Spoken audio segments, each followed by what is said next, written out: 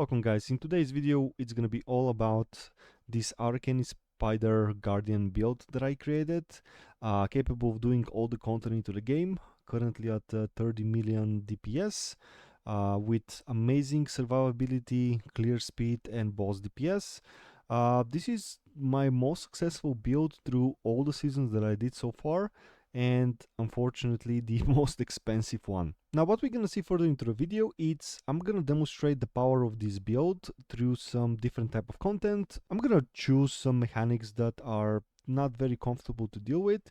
After that, I'm gonna talk about Arakaali spiders in general. I'm gonna talk about my build in general, and I will post two POBs in the video description below. The first POB is gonna be my current version, and the second POB will be the ultimate version, the final version of this particular Guardian Arakaali Fang build.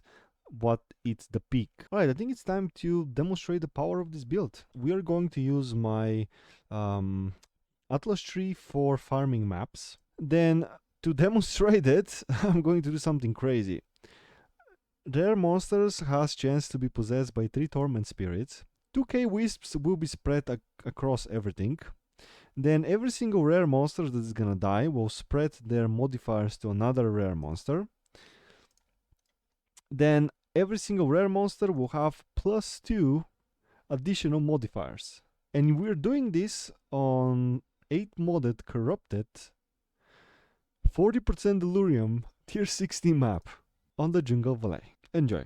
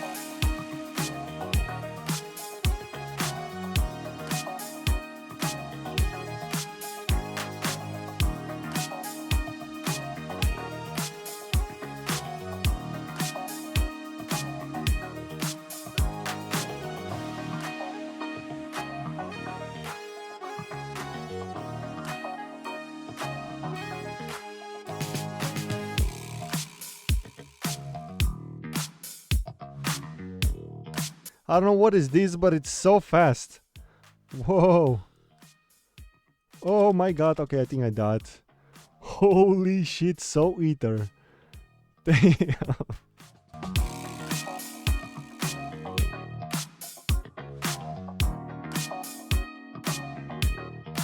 Yeah, we Gucci.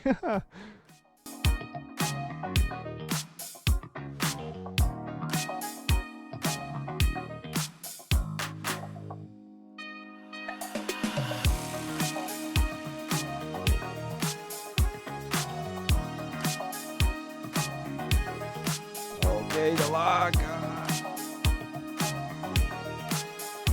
Look at how many they have. They don't even fit on the screen. Of +8 modifiers. What is going on here? Alright, let's get this boss over with. I'll pretty much face tank him. I don't even need to move. Here we go. 2 of them, not a problem. We're going to face tank them. Not an issue at all.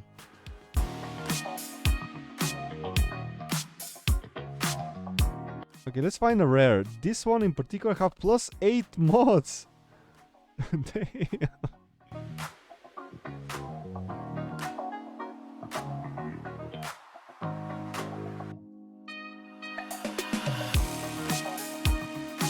+10 mods, that one. That's crazy. I think it's passed this test pretty well. The next one will be Uber Boss.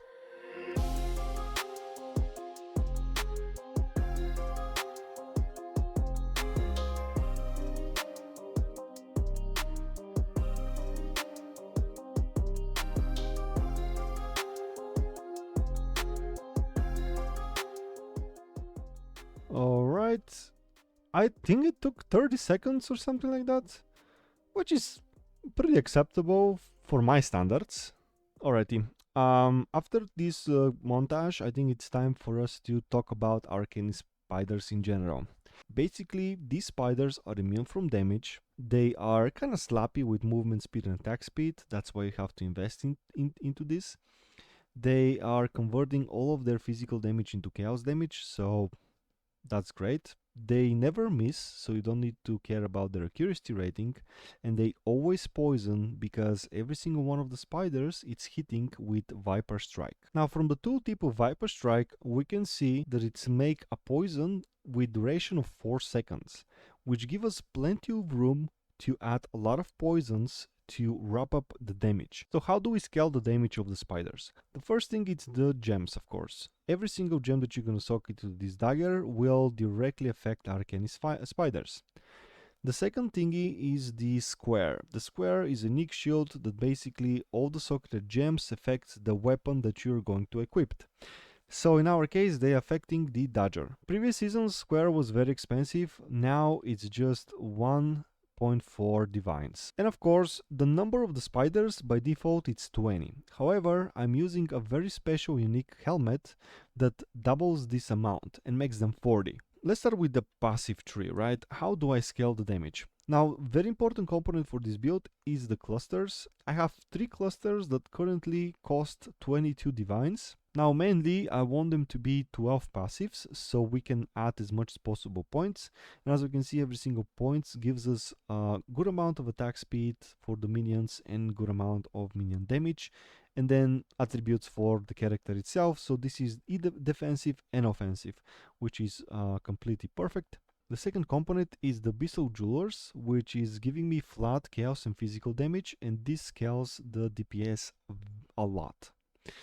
Now, good example for a jewel, and I have the only one that is completely perfect, is this. Attack speed, added chaos and physical damage, and energy shield on top.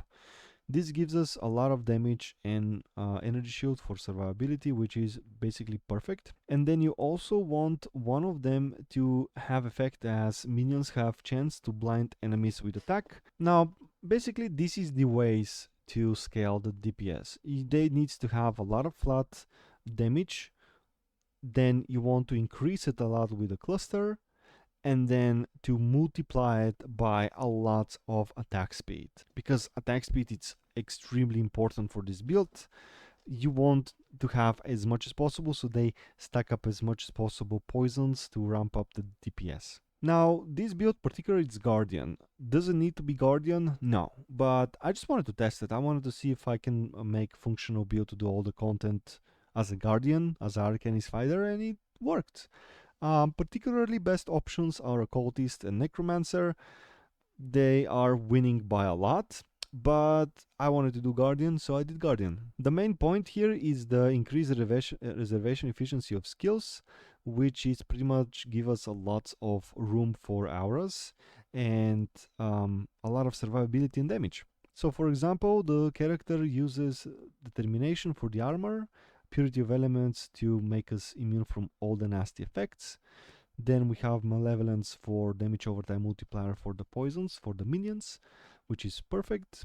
Haste for movement cast speed, and that affects me as well, so makes everything way more better. And then we have Discipline for pretty much more life. Additionally, we can see that I have 2 curses that doesn't reserve any mana.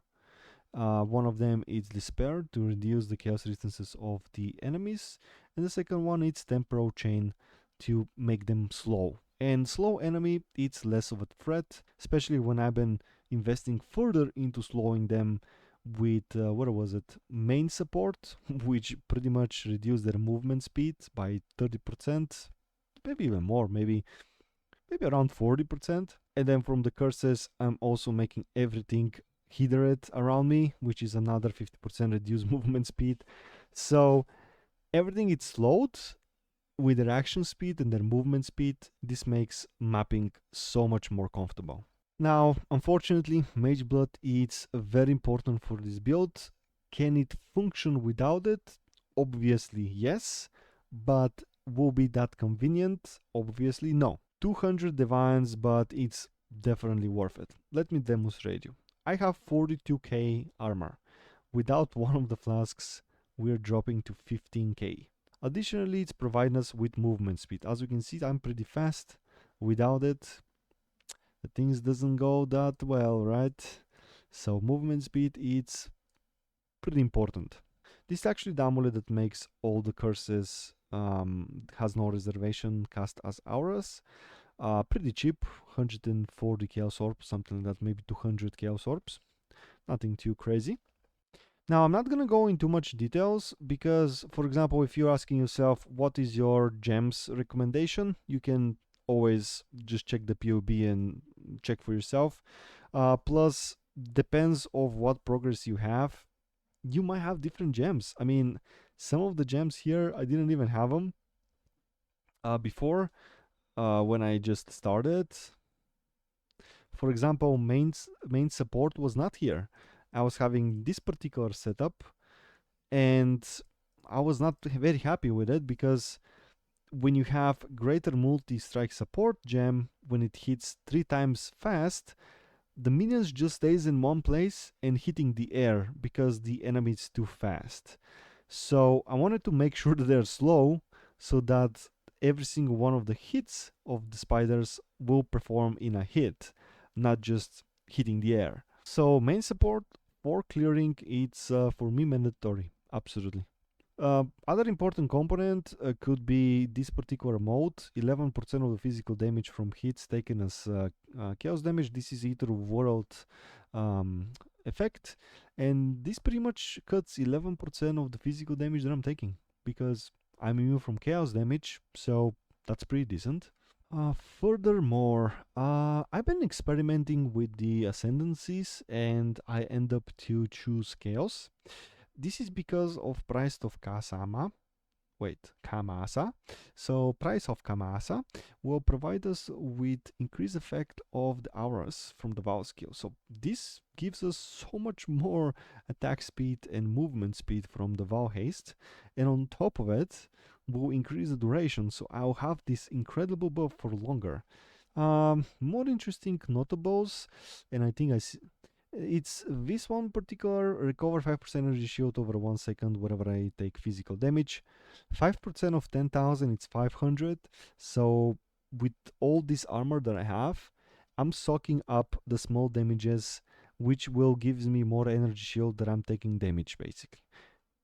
So I'm getting healed by the damage that I'm receiving, which is crazy. And then on top of it, whatever we block, which is not very likely with how much is it? With 28% of block chance, 3% of that physical damage prevented will be regenerated as energy shield, which is another regeneration. I'm not blocking a lot, but if I block something really huge as a hit, I'm getting really good boost of energy shield regeneration, which is great. Now, the reason why I need so much attributes from the clusters is this particular notable. And of course, haste aura, right? I don't have any access to dexterity, and then I'm reducing my attributes by 10% to increase my energy shield by 40%. You know, you'll need a lot of attributes for that. So clusters with increased attributes is completely mandatory if you want to use your auras. Otherwise, you're not going to be capable of doing it. Other tattoos that I've been using, it's tattoo of Hinekora Warrior, which gives us increased maximum energy shield.